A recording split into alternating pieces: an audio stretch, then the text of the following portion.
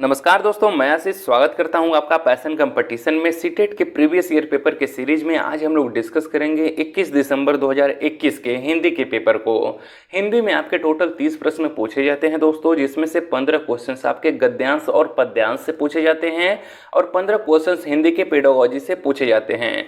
तो आज हम लोग इसके गद्यांश और पद्यांश के पोर्शन को देखेंगे। चलिए तो स्टार्ट करते हैं।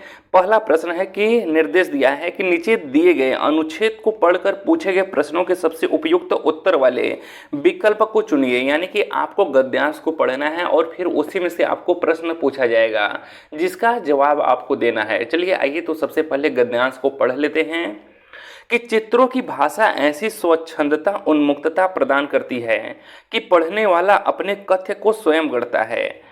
जहां बंधन न हो वही स्वच्छंदता और सृजनात्मकता अपना साम्राज्य स्थापित करते हैं। अर्थात जहां किसी भी प्रकार का बंधन न हो वहीं पर क्या होता है, सृजनात्मकता का निर्माण होता है। ठीक है, इसलिए चित्रात्मक किताबें बच्चों के लिए हमेशा आकर्षण का केंद्र रही हैं। ठीक है दोस्तों, चित्रात्मक किताबें क्या रही हैं, बच्चों के लिए हमेशा ही आकर्षण का केंद्र रही हैं। यानी कि चित्रात्मक किताबों को देखकर बच्चे क्या होते हैं, उसके प्रति आकर्षित होते हैं और उसे देखने के लिए क्या होते हैं, जिज्ञासु होते हैं। आंगनबाड़ी के बच्चों के साथ यह अनुभव भी रहा है कि रंगीन चित्रात्मक किताबों को देखते ही बच्चों के भीतर उसे छूने, पकड़ने और उसके भीतर की दुनिया में झांकने के लिए पन्ने दर पन्ने पलटने की उत्कृष्ट इच्छा बच्चों को सक्रिय बना देती है। पढ़ना शुरू करने की प्रक्रिया का पहला सोपान यही है कि हम किताबों के प्रति आकर्षण महसूस करें। ठीक है दोस्तों, पढ़ना शुरू करने की प्रक्रिया का पहला सोपान क्या है कि हम किताबों के प्रति आकर्षण महसूस करें और उन्हें खोलकर देखने की तीव्र इच्छा भी हो। एक बार किताब खोलते ही उसमें मौजूद अवधारणाओं का संसार भी धीरे धीरे खुलने लगता है। दरअसल बच्चों की प्रतिक्रिया ही इन अवधारणाओं के बनने का प्रमाण है। अधूरी अथवा गलत अवधारणाएं भी चित्रों पर बातचीत करने के माध्यम से संशोधित परिवर्तित होती चली जाती हैं। एक बात और जो इन अवधारणाओं के संदर्भ में महत्वपूर्ण है वह है संदर्भ युक्त परिवेश में अवधारणाओं का बनना। ठीक है दोस्तों, आइए चलिए देखते हैं कि कौन कौन से प्रश्न पूछे गए हैं। पहला प्रश्न है कि पढ़ने की प्रक्रिया का प्रथम सोपान है। तो आपको बताना है कि पढ़ने की प्रक्रिया का प्रथम सोपान क्या है। चित्रात्मक पुस्तकें, भाषा की पुस्तकें, पुस्तकों के प्रति आकर्षण या पुस्तकों के पन्ने पलटना। तो आइए देखते हैं इसी पैराग्राफ में से कि इसका आंसर कहाँ है। तो यहाँ पर देखिए कि पढ़ना शुरू करने की प्रक्रिया का पहला सोपान यही है कि हम किताबों के प्रति आकर्षण महसूस करें दोस्तों। ठीक है, तो पढ़ना शुरू करने का जो पहला सोपान है वह क्या है, किताबों के प्रति आकर्षण। तो इसका सही जवाब हो जाएगा ऑप्शन नंबर 3। ये देखिए फ्री का नंबर आपको मिल गया। आपको आंसर भी दिया गया है और उसको खोजकर बस क्या करना है, आपको टिक लगाना है। ठीक है दोस्तों, तो आराम से आप लोग सिर्फ गद्यांश पद्यांश से 15 में से 13-14 नंबर कवर कर सकते हैं। बस थोड़ी सी प्रैक्टिस अगर आप अच्छे से कर ले तो। आइए अगला प्रश्न देखते हैं कि चित्रात्मक पुस्तकें बच्चों को डैश प्रदान नहीं करती हैं। क्या प्रदान नहीं करती, उन्मुक्तता, सृजनात्मकता, स्वच्छंदता या फिर सीमितता। तो इसका भी आंसर देखिए इसी पैराग्राफ में छुपा हुआ है। पहला लाइन ही देखिए कि चित्रों की भाषा ऐसी स्वच्छंदता उन्मुक्तता प्रदान करती है। यानी कि स्वच्छंदता भी प्रदान करती है, उन्मुक्तता भी प्रदान करती है कि पढ़ने वाला अपने कथ्य को स्वयं गढ़ता है। जहां बंधन न हो वही स्वच्छंदता और सृजनात्मकता अपना साम्राज्य स्थापित करती है। तो स्वच्छंदता और सृजनात्मकता भी क्या करती हैं, प्रदान करती हैं। और साथ में कह रहा है कि जहां बंधन न हो, यानी कि कोई भी सीमा नहीं होनी चाहिए। ठीक है, तो आइए देखते हैं इस प्रश्न का आंसर। तो क्या प्रदान नहीं करती हैं, उन्मुक्तता प्रदान करती है, सृजनात्मकता भी प्रदान करती है, स्वच्छंदता भी प्रदान करती है, किंतु सीमितता प्रदान नहीं करती है। बंधन नहीं होना चाहिए इन चीज़ों को प्राप्त करने के लिए। ठीक है, आइए अगला प्रश्न देखते हैं कि बच्चे की सृजनात्मकता में बाधक है। यानी कि एक बच्चा कब सृजनशील हो सकता है और अगर एक बच्चा सृजनशील नहीं हो पा रहा है तो उसके लिए कौन सा चीज है जो बाधक बन रहा है, बाधा डाल रहा है। रंगीन पुस्तकें, उन्मुक्तता, बधाया कथ्य या फिर कल्पनाशीलता। तो एक सृजनशील बालक के लिए कल्पनाशील का गुण होना अनिवार्य होता है, यानी कि बच्चा क्या करे, इमेजिनेशन कर सके, कल्पना कर सके।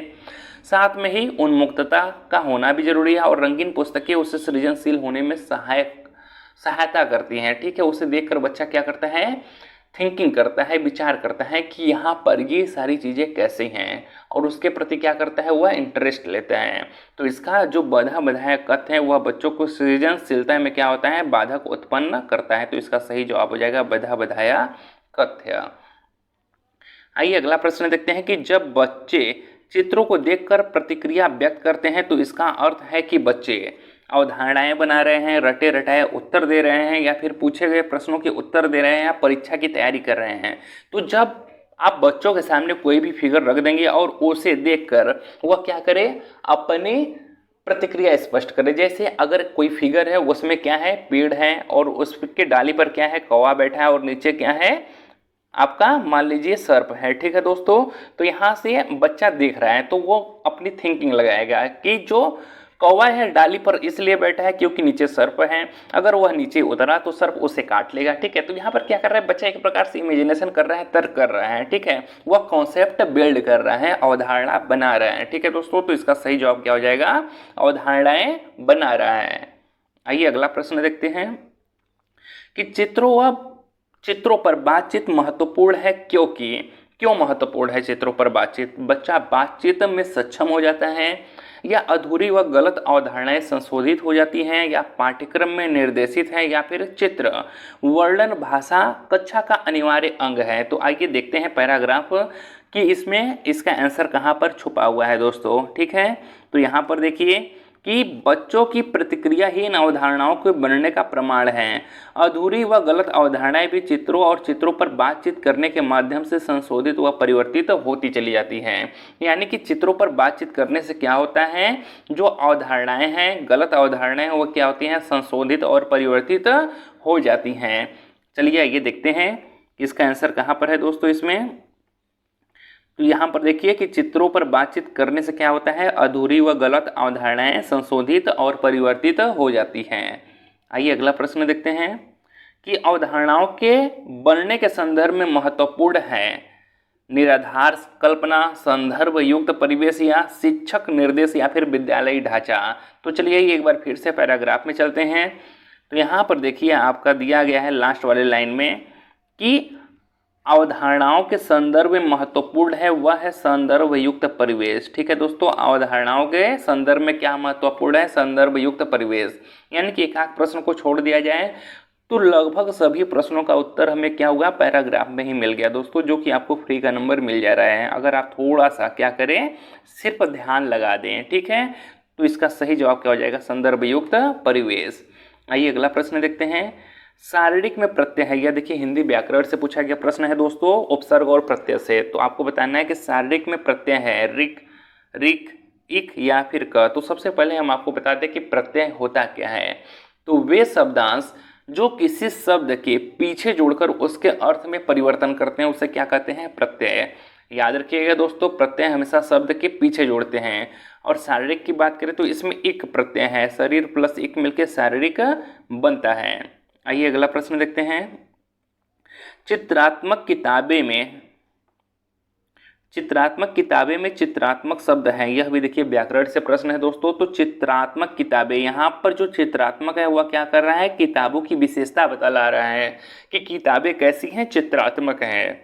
तो जो चीज़ संज्ञा या सर्वनाम की क्या करे, विशेषता बतलाएं, वह क्या होता है, विशेषण होता है।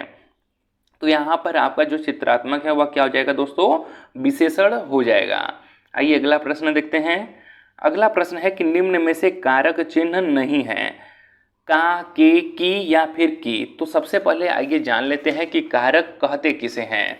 ठीक है दोस्तों, तो संज्ञा या सर्वनाम के जिस रूप से वाक्य के अन्य शब्दों के साथ उसके संबंध का बोध होता है उसे कारक कहते हैं। एक बार फिर से सुन लीजिए कि संज्ञा या सर्वनाम के जिस रूप से वाक्य के अन्य शब्दों के साथ उसके संबंध का बोध होता है उसे कारक कहते हैं। और हिंदी में कुल 8 कारक होते हैं। कितने? 8 कारक। कौन से? एक बार सुन लीजिए। कर्ता ने कर्म को करण से संप्रदान के लिए अपादान से अलग होने के अर्थ में संबंध का के की रा रे री ना ने नी अधिकरण में पर संबोधन हे ओ अरे। ठीक है दोस्तों, तो यहाँ पर देखिए संबंध कारक में आपका क्या क्या रहा है? का के की। ऐसे ही क्या आएगा? रा रे री। इसी प्रकार से आएगा ना ने नी। और सब में क्या होता है? बड़ी की मात्रा होती है, तो का भी होगा कारक, के भी होगा और की होगा, किंतु छोटी ई की मात्रा जिस पर लगा रहेगा वो आपका कारक नहीं होगा। तो यही आपका सही जवाब हो जाएगा। ठीक है दोस्तों, आइए अगला प्रश्न देखते हैं। अब देखिए हमारे सामने एक पद्यांश दिया गया है, काव्यांश दिया गया है, और इस काव्यांश को पढ़कर जो इससे प्रश्न पूछा जाएगा उसका उत्तर हमें देना है। ठीक है, तो चलिए आइए पढ़ते हैं कि निम्नलिखित काव्यांश को पढ़कर पूछे गए प्रश्नों के सबसे उपयुक्त उत्तर वाले विकल्प को चुनिए। बड़ा ही मजेदार काव्यांश दिया गया है दोस्तों, पढ़िए दिल खुश हो जाएगा। कि नन्हा सा बच्चा बड़ा सा बस्ता लादे जाता पीठ पर, यानी कि एक छोटा सा बच्चा है और वह बड़ा सा बस्ता क्या कर रहा है? अपने पीठ पर लादे हुए जा रहा है। अगर आज आप भी देखेंगे कि जो छोटे छोटे बच्चे स्कूल जाते हैं तो वह जितने बड़े तो होते नहीं, उतने बड़ा क्या करते हैं? बैग लादे रहते हैं अपने पीठ पर। हाथ में बोतल, आंखों पर चश्मा, स्कूल से ट्यूशन, ट्यूशन से घर, और वो हाथ में क्या किए रहते हैं? बोतल का पानी लिए रहते हैं, और छोटी सी उम्र में ही उन्हें क्या हो गया है? दृष्टि दोष हो गया है, और वह क्या लगा लेते हैं? उन्हें चश्मा लग गया है। स्कूल से ट्यूशन, ट्यूशन से घर, वह स्कूल जाते हैं, स्कूल से आते हैं घर पर, उसके बाद तुरंत उन्हें ट्यूशन पे जाना पड़ता है और फिर ट्यूशन से घर पे। होमवर्क करे रात भर, और इस दौर में क्या होता है? उन्हें होमवर्क रात भर करना पड़ता है। सपने में मम्मी की डांट, मैडम की छींची, सहपाठी चिढ़ाते हंसते ही। और जो दिन भर क्रियाकलाप उनके साथ होता है, जो उन्हें डांट फटकार पड़ती है, वही चीज़ वह सपने में भी देखते हैं। ठीक है, न ठीक से खाना, न ठीक से सोना, न नानी के घर जाना है, न तो वह ठीक से खाते हैं इसी टेंशन में, और न ही ठीक से क्या करते हैं? निद्रा ले पाते हैं। न नानी के घर जाना है, और उन्हें क्या किया जाता है? एक प्रकार से टार्चर किया जाता है कि तुम्हें नानी के घर भी नहीं जाना है, कहीं पर भी घूमने फिरने नहीं जाना है, केवल पढ़ाई करना है। छुट्टियों में न मौज मस्ती, न त्योहारों में उधम मचाना, न तो उन्हें छुट्टी भी अगर मिलता है जब स्कूल कॉलेज बंद होते हैं, तब उस टाइम पे भी बच्चों को इतना होमवर्क दे दिया जाता है और उनका ट्यूशन लगा दिया जाता है कि वह दिन भर केवल पढ़ाई में ही व्यस्त रहें, कोई भी मौज मस्ती न कर पाएँ। न तो त्योहारों में उन्हें क्या किया जाता है? प्रॉपर छूट दिया जाता है कि वह अच्छे से एंजॉय कर सकें। 12 महीने एक ही रट प्रथम हमको आना है, और 12 महीने बच्चों के दिमाग में एक ही चीज़ ठूस के भर दिया जाता है कि तुम्हें केवल पढ़ना है, रटना है, तुमको क्लास में प्रथम आना है। प्रगति नाम का दानव लील गया है बचपन का, और जो यह प्रोग्रेस नाम का, प्रगति नाम का दानव है, वह क्या कर रहा है? उनके बचपन को धीरे धीरे लीलता जा रहा है, खत्म करता जा रहा है। जो ब्लड प्रेशर हुआ करता था वृद्धों को, जो पहले के ज़माने में जो ब्लड प्रेशर, बीपी, ये सब रोग वृद्धों को हुआ करता था, अब होने लगा है नन्नू को, अब वह छोटे छोटे बच्चों को ही होने लगा है। लोगों अब तो भी संभल जाओ, बच्चों को बच्चा रहने दो, रेस का घोड़ा मत बना दो। तो लोगों अब क्या करो? अभी भी समय है, आप संभल जाइए और बच्चों को क्या करिए? बच्चा ही रहने दीजिए, अभी उनके ऊपर इतना टेंशन मत दीजिए, उसे रेस का घोड़ा मत बनाइए। और आप लोगों से विनम्र निवेदन है कि आप लोग पढ़ रहे हैं तो इसे समझे भी और इसे फॉलो भी करें। ठीक है, अगर आपके घर में भी कोई छोटा बच्चा हो या फिर कल को आप पेरेंट्स बने, तो आप भी अपने बच्चों के ऊपर केवल और केवल प्रेशर या टेंशन मत दीजिए कि उसे क्लास में प्रथम आना है। ठीक है, बल्कि उसे बचपना अपना अच्छे से जीने दीजिए, उसे क्रिएटिविटी करवाइए।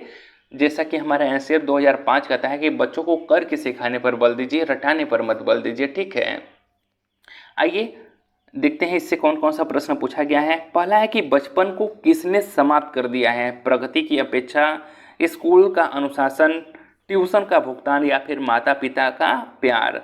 तो बचपन को किसने समाप्त कर दिया है दोस्तों? तो आइए देख लेते हैं। इसी काव्यांश में है ना कि प्रगति का दानव लील गया है बचपन का, यानी कि प्रगति ने क्या कर दिया है? बचपन को समाप्त कर दिया है कि अभी छोटा सा बच्चा है, अभी उसकी एज ही क्या हुई है कि अभी से आप उसे केवल प्रोग्रेस प्रोग्रेस प्रोग्रेस करवा रहे हैं। ठीक है, तो इसका सही जवाब होगा प्रगति की अपेक्षा।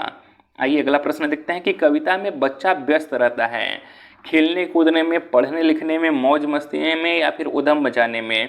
तो बच्चा घर से स्कूल जाता है, स्कूल से ट्यूशन जाता है, रात भर होमवर्क करता है, यानी कि वह हर टाइम क्या कर रहा है, केवल पढ़ने लिखने में ही व्यस्त है। ठीक है, आइए अगला प्रश्न देखते हैं कि कविता में बच्चों में भी ब्लड प्रेशर होने की बात कही गई है, उसका प्रमुख कारण है नानी के घर जाने का तनाव, मनपसंद खाना न मिलने का तनाव, सहपाठियों द्वारा चिढ़ाने का तनाव या फिर प्रथम आने का तनाव। तो यह ब्लड प्रेशर की बात क्यों कही गई है, क्योंकि बच्चे के ऊपर हमेशा प्रथम आने का तनाव डाला जाता है कि तुम्हें क्लास में प्रथम आना है। ठीक है दोस्तों, आइए अगला प्रश्न देखते हैं कि दी गई कविता में किस बात पर बल दिया गया है, बच्चों को रेस का घोड़ा बनाने पर, कक्षा में प्रथम आने पर, बच्चों का बचपन न छीनने पर या फिर बच्चों को पढ़ाने लिखाने पर। तो यहाँ पर पूरे कविता में किस बात पर जोर दिया गया है, वह है बच्चों का बचपन न छीनने पर, कि बच्चों को बच्चा रहने दिया जाए। ठीक है दोस्तों, आइए अगला प्रश्न देखते हैं कि रात भर कौन सा क्रिया विशेषण शब्द है। यह देखिए आपके व्याकरण से पूछा गया प्रश्न है, आपको बताना है कि रात भर में कौन सा क्रिया विशेषण है, रीतिवाचक, परिमाणवाचक, कालवाचक या फिर स्थानवाचक। तो इसमें आपका कालवाचक क्रिया विशेषण है दोस्तों। रात भर में कालवाचक क्रिया विशेषण शब्द है। क्रिया विशेषण जिन शब्दों से क्रिया की विशेषता का बोध होता है उन्हें क्या कहते हैं, हम क्रिया विशेषण कहते हैं। जैसे कि वह धीरे धीरे चलता है, इस वाक्य में चलना क्रिया है और धीरे धीरे क्या है, उसकी विशेषता बता रहा है, इसलिए यहाँ पर क्या है, धीरे धीरे क्रिया विशेषण है। और अगर हम कालवाचक की बात करें तो जो अभिकारी शब्द क्रिया के होने का समय बताते हैं उन्हें कालवाचक क्रिया विशेषण कहते हैं, जैसे परसों, अब तक, रात भर। ठीक है, ये सब क्या है, कालवाचक विशेषण हैं।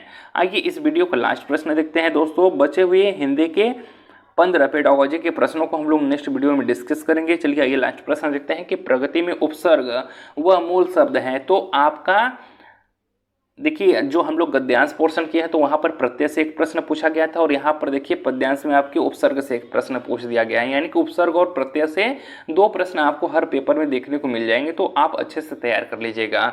सबसे पहले जान लेते हैं कि उपसर्ग कहते किसे हैं। उपसर्ग वे शब्दांश होते हैं जो किसी शब्द के आगे जोड़कर उसके अर्थ में क्या करते हैं, परिवर्तन करते हैं। अगर हम प्रगति की बात करें दोस्तों तो इसमें आपका प्र उपसर्ग है तथा गति जो है वह क्या है, मूल शब्द है। ठीक है, तो इसका सही जवाब हो जाएगा ऑप्शन नंबर पहला। अगर वीडियो अच्छा लगा हो तो वीडियो को लाइक और चैनल को सब्सक्राइब करना ना भूलिएगा दोस्तों। मिलते हैं नेक्स्ट वीडियो में।